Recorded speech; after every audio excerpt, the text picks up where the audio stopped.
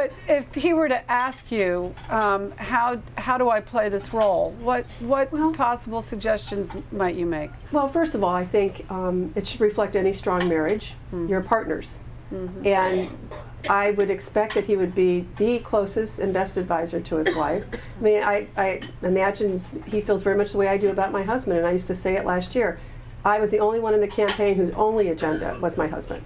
Yeah. You know, I wasn't looking for another job, and I wasn't looking for a win-loss tally in my career record. I just wanted to make sure he got enough sleep, ate right, had what he needed when he needed it in terms of policy questions and papers that, you know, helped him review things. And I'm sure he's going to be very much that way with Hillary. He is now. He's a very smart strategist.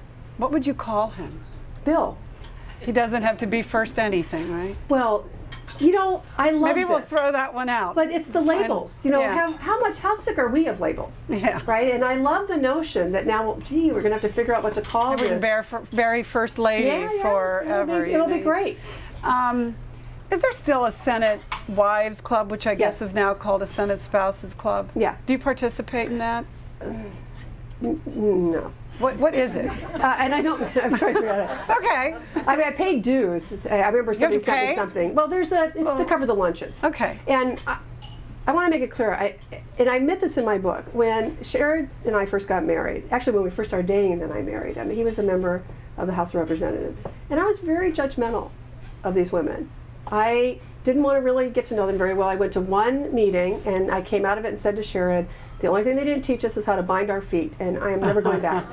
And had I been more you know, I'm a feminist, and I didn't cast a wide enough net as a feminist when I first started meeting these wives. I've met a few I liked, but I thought of a lot as the, you know, the frozen chosen. They stand there and they grin at their husbands, and they don't say much, and then they really complain a lot behind closed doors. I understand a lot of that more now. I do. I understand that they feel that only one another understands what they go through. And keep in mind, a lot of these women have been with their husbands for a very long time. They're essentially single mothers during the week, especially if they stay home in the home districts or the home states while their husbands are here. So well, it's changing. The convention of what a Senate spouse is has been evolving a lot over the last 3 decades, and you do have women who are married to senators who have careers, and right, but the public perception hasn't. The public perception hasn't changed. Yeah. But you did address that in your book, and you do toward the end talk about finding a certain solidarity with the other wives. And I was just curious if that solidarity, or if it's camaraderie, when you do get together, if you ever when a scandal happens, do you find each other, or does it not extend to that? I'm thinking of Vedder, I'm thinking of Larry Craig. What's troubling to watch in politics is, I mean, there's a reason you should have friends outside of politics, because in politics you see friends dissipate. You know, they go really quickly. They distance themselves very quickly. I can't imagine what it's like for the wives of these 2 senators in particular right now. Because I do have a lot of sympathy for the wives, you know, and their marriages are a whole lot of none of my business. But I feel for them when they feel they must stand there next to these husbands who clearly have some issues. And they're not allowed to express any frustration publicly, and in fact they get cast as being incredibly supportive, and then it gets interpreted that they're approving, and we have no idea what they're thinking. I think we can all imagine. We wonder. Yeah. Well, I think you go back, I remember Lee Hart, who, when Gary Hart got, you know, when the Donna Rice thing happened, she was back in Colorado with an ear infection and couldn't fly, but I think his advisors still wanted her to get on a plane and get by his side. I told Sherrod, you ever pull a stunt like that? And I'm going to stand next to you and go, pow! And then they'll have no doubt where the wife stands on this incredible scandal. Have you ever written, or would you write a column about the picadillos of Washington men, you know, in official roles? I mean, I wrote about the Larry Craig incident in terms of this blogger, this gay blogger who's saying, I'm going to out more. And how the HRC, a national organization of gays and lesbians and transgender, were not sure that's how you should do it, that maybe you shouldn't be outing them against their will. But there's an issue of hypocrisy that really bothers the gay and lesbian community. So I didn't stay away from it for that.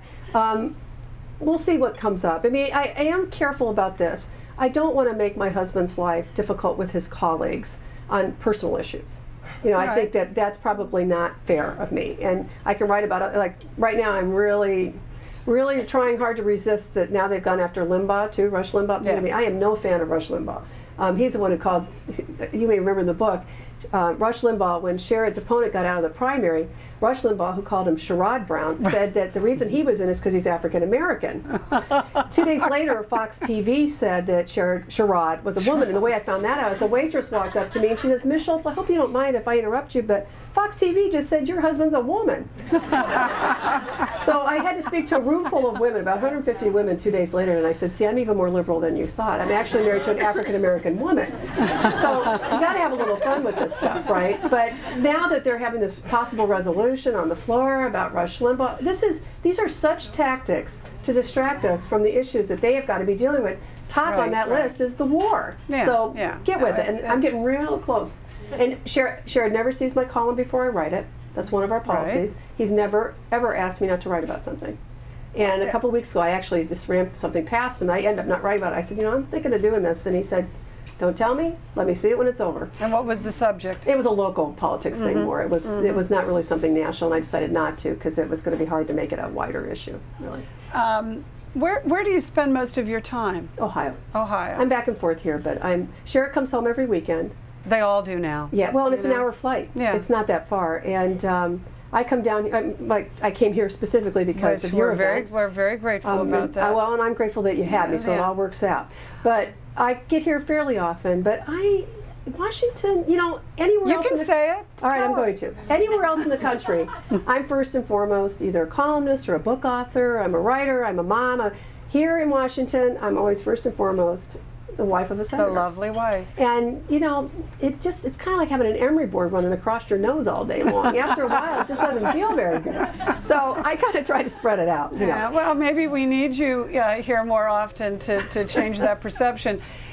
You mentioned waitress. I love what you say in the book about how you determine whether to marry a man. I'm sorry that the wait staff are in here. See how a man tips the waitress. My mom said, don't marry him until you see how he treats the waitress. Right. Isn't that great advice? She was all of 4'11", only graduated from high school. She used to have a beehive. She thought it made her look taller.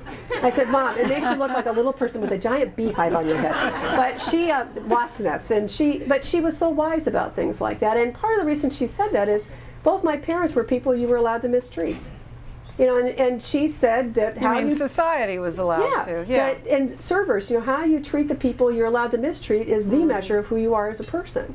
And it's so interesting to watch in Washington who mistreats staff, who mistreats servers. Where do we begin on tipping? Yeah, you want that list.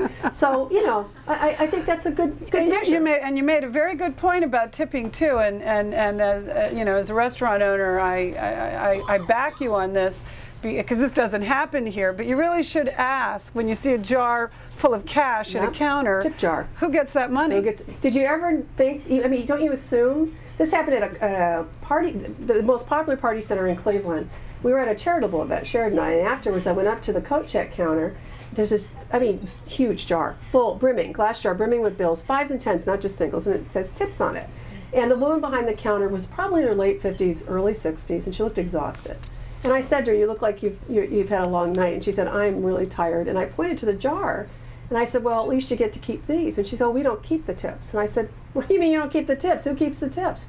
And she said, management keeps the tips. And I said, what? And I heard Sherrod behind me say, oh, no.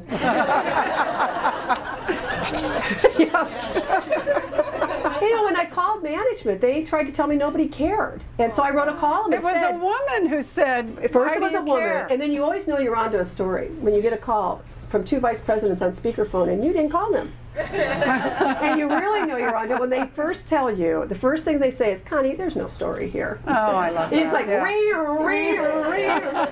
So I wrote the column, and they changed their policy on the air of the most popular radio show in Cleveland by 11 a.m. that morning because so many people weighed in and said it was outrageous. And that's how I got started on the tipping stuff. And you should always ask, do they deduct a service charge from the credit card if you leave the tip on it? Because some places do. I'm sure you don't, but some do. We're very small here. But well, you're also very fair. I checked you before I came.